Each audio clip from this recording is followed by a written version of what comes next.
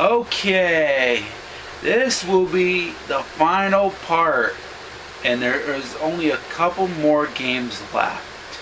Thank God. Hell is almost over. So, it's what I'm going to do. Get ready to rumble and finish the final 2 games. Most of the games I gave a red card for, with the exception of 1. So that's 49 games I gave red cards for, and only 1 that I gave a yellow card. Alright. I did the boss. It's time for first game. And it's Pong. And it's also a 2-player game. You gotta be kidding me.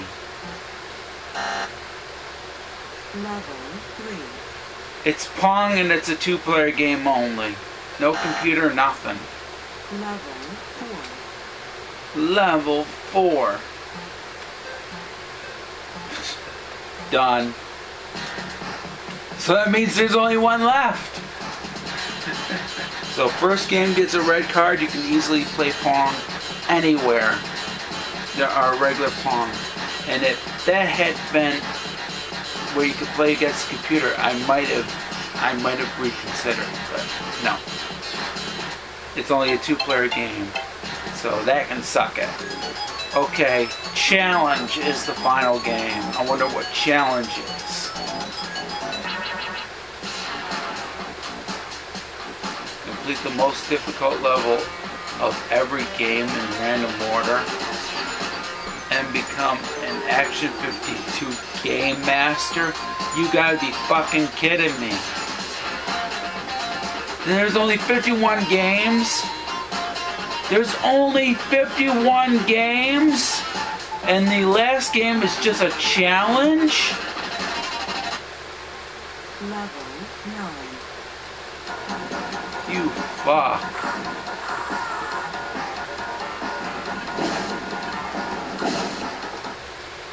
Alright, so I know that this is an automatic red card.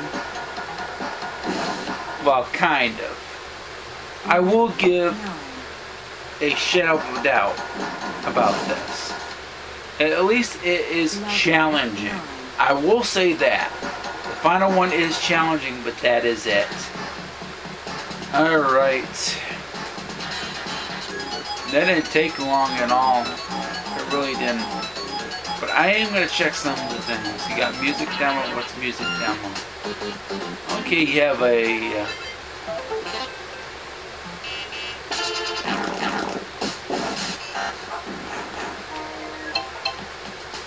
Okay, so you have a sound test. Okay, it's not bad.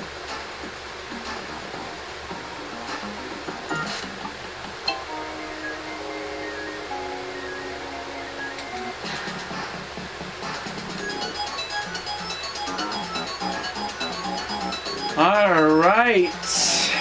Randomizer. Level 1. Okay, so I'd be playing sharps. Okay, done. I'm done. I'm done. I'm done. Alright. Okay, so now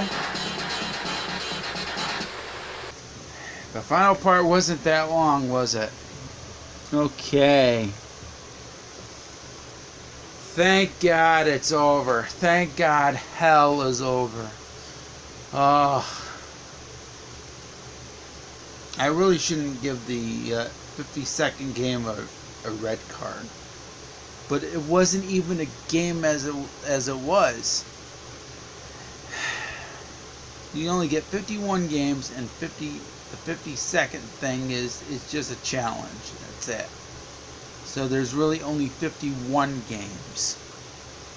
And 50 out of the 51 games got a red card. Only 1 game got a yellow. But it was at least tolerable. Now some of these games were tolerable, but most of the games were definitely boring. Definitely boring. And honestly, I hate to say it, I consider this worse than the NES Action 52. At least the NES Action 52 allowed for 1 or 2 players on one particular game. And that was for 51 of the 52 games. Only Fire Brothers was the one that was just a player 2 game. Action 52 on the Sega Genesis is the most boring Action 52 game I had ever played. Sorry everybody, I'm not going to stop it right there. I'm going to dig in deeper and really punish this game, because the way it treated me was, in a way, I consider that this definitely deserves to be treated the way I should give it. And I'm sorry about me itching my nose, but here are the positives. It has good graphics, definitely better than the NES release, but I don't think the graphics are worthwhile at all. 2, there are some good music tracks on here, but that isn't saying much. And finally, there is at least a challenge mode that you can play. That's all the positives I'm going to give it. Here come the big shit of negatives. 1, there's either 2-player only games or 1-player only games. You don't get an option of 1-player and 2-player games. The NES release had the option of 1 or 2-player games. And you could easily have somebody else play as well. And there was only one particular game that was a 2-player only game, and that was Fire Breathers. This, however, there are more 2-player only games than the NES release had. And the problem with that is, even though they're playable, you have to have a friend to play them with. And if you don't have a friend to play them with, then they're not going to be fun. So that's definitely a negative. And if you can get friends, it might even be good, but the thing about it is, I didn't really care. And like I said, the other problem, the 1-player only games, there's no option for a 2-player mode, which is kind of sad. At least the NES game had a 2-player mode in which you could either select 1 or 2 players. Sega Genesis release does not have that, and that is a big downer to me. Now, there was a game that I gave a yellow card for, and that was, I think, Windjammers. I changed my mind because the way the other games were, it definitely deserves a red card. And that's just because I thought it was at least decent, but after playing the rest of the games and hating on those, I definitely had to change my yellow to a red card, because Action 52 is not worth playing. It really isn't. And if there were more games worth playing, then I probably would have kept my yellow card for Windjammers. I believe it was called Windjammers. The other big problem, the games were just about the same as the NES release, in which you keep playing them like how the NES games were. The NES release of Action 52, they were practically the same, and there was no creativity whatsoever. There was hardly any creativity with this game at all. The other problem, I hate that one particular person keeps saying level 1 or level 2 or level complete or whatever not. It got kind of annoying having that one person say level 1 or whatever not. on every single game. You remember when I said level 1? Well, the reason why I said that is because that one particular person that did that thing was annoying. Had Active Enterprises removed that from every single game, then I might have not put that as a negative, but that one particular thing's annoying. But the biggest problem that I had is the game bored me to death. I almost fell asleep, and I had to take a break as a result, but I still got through with all 52 games. Well, unfortunately, there is less than 52 games. There's technically 51, or should I say 50 for that matter, because I can get to the bottom 2 games that are on this list that I hated the most. The puzzle game, 15th puzzle or 15th puzzle or whatever not, and there was Sketch. Sketch was the worst out of all of them. I hated that. Having a sketch that is similar to the LJN video art that you can buy online is pretty pathetic. That tells you that Active Enterprises didn't want any creativity with this game. This game bored me to death. This was the first ever game that almost put me to sleep. I had to take a break just to finish the remaining games. No game had ever done that. I didn't have a game that I played. There was no game that I ever played that made me almost fall asleep like Action 52 did. The NES game did not make me fall asleep. At least there was something with the NES game. But the Sega Genesis release bored me to death, and I almost fell asleep because of it. And I keep on giving red cards to the games that I played while I almost fell asleep for. That tells you how bad Action 52 is. This is quite possibly the worst Action 52 release that Active Enterprises has ever put out. Because unlike the NES release, the NES release didn't bore me like the Sega Genesis release did. No question about it. This is definitely one of the worst games I ever played. And I'm going to say this. Action 52 is the worst Sega Genesis game I ever played. And this most likely will be the worst game that I ever played in 2020. I don't know yet, because I still got to play more games. But this definitely, so far, is my number one in terms of worst game for 2020 that I played for gameplay and review. And I did a multi-parter. And I kept filming and filming and filming each part. And it took me 7 parts to play every single game. And some weren't actually even games. That's how bad this was. Sega Genesis release is the worst Action 52 release ever. The NES release at least had 52 games. The Sega Genesis release does not. And that is disappointing. Active Enterprises did nothing to improve this game.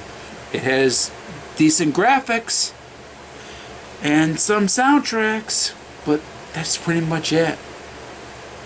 They didn't even fit 52 actual games. There could have been 52 actual games, but no. Active Enterprises had to be lazy. So no question about it. When I gave a red card to Action 52, the Sega Genesis release, at the beginning of Part 1, I'm glad that I gave it before even playing the game.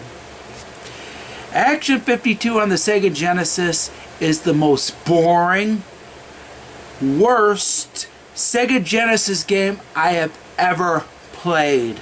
And I dare Gary Newkirk, Aubrey Scott to play it. I dare you two to play this. And I bet you'll be falling asleep like I almost did. I got through it, but it was a chore. The NES release wasn't as bad as the Sega Genesis release. But I will tell you, Active Enterprises is definitely one of the worst companies that ever produced video games. Out of all the companies that release video games, this is the first company in which none of the games that they produced are good. Action 52 on both the Sega Genesis and the NES, despite the NES release being a little better, are the worst Active Enterprises releases, including Cheetah Men 2. I will give that also Cheetah Men 2. Oh, by the way, I forgot. Cheetah Men. Cheetah Men on the Sega Genesis is worse than it is on the NES. I'd rather play the NES release of Cheetah Men. At least that was playable. That's another big negative with Action 52 on the Sega Genesis. Fuck Action 52 on the Sega Genesis. Fuck Active Enterprises. And fuck Action 52 in general. I'm glad that I've played both Action 52 games. I played Cheetah Men 2. And thankfully, I will never have to play another Action 52 or Active Enterprises game ever again. Now, I really did this for Aubrey Scott Productions because I wanted to actually help him out with his premieres, because he was doing videos and doing his premieres and putting out these parts and putting them for 15-minute intervals, I should say. Or what I'm trying to say is Aubrey Scott had been doing videos and using Premiere and starting each one 15 minutes apart. And this was done to be more helpful. And I've set it these 30 minutes apart because each part is 30 minutes or less. That's the reason why I did it. And hopefully Aubrey Scott will will recommend my suggestion and do his the same way and do it by length rather than by how he's doing every 15 minutes and whatsoever, so that way most people can watch the videos without any problems and without having to go to the next part while the other part is playing through the premiere. That's one of the reasons why I did this. The other reason why is because I did not play Action 52 on the Sega Genesis. But now I know how terrible it is. Now I know that it's one of the worst games I ever played. And guess what? It's at a level of the other games that I played back in the past, like Back to the Future Part 2, or Elmo's ABCs on the Game Boy, I think it was the Game Boy Color, and Genzo Sayuki Super Monkey Daiboken. They're about at a level that Action 52 is. I put Action 52 on the Sega Genesis at that list of worst games that I played for not only the Video Game Chronicles gameplays, but for gameplay and review. Fuck Action 52 on the Sega Genesis, and fuck Active Enterprises. So that is it. That is it. And Aubrey Scott, if you're watching, hopefully my suggestion will help you out with your viewership. And I'll probably do another sort of video like this where I'm doing a a more than one gameplay and review and doing them all in one day, and I'll probably do them like how I do it with the premiere. And I'm going to be doing my walkthroughs and challenges this way, by the way. I'm going to do them in parts, and I'm going to do them through the premiere, and all in one day, unless of course the parts extend to like longer than 7 parts or whatever. Now, I just wanted to let you all know, everybody. And I will be back soon for another gameplay and review. I'd like to thank you all for watching. Thank you very much for watching. Oh, and by the way, I'll have a green, yellow, and red card, all the positives and negatives at the end. So, thank you all for watching, and I will catch you next time for another gameplay and review. And hopefully it'll be much better than Action 52. And fuck Action 52. Happy gaming.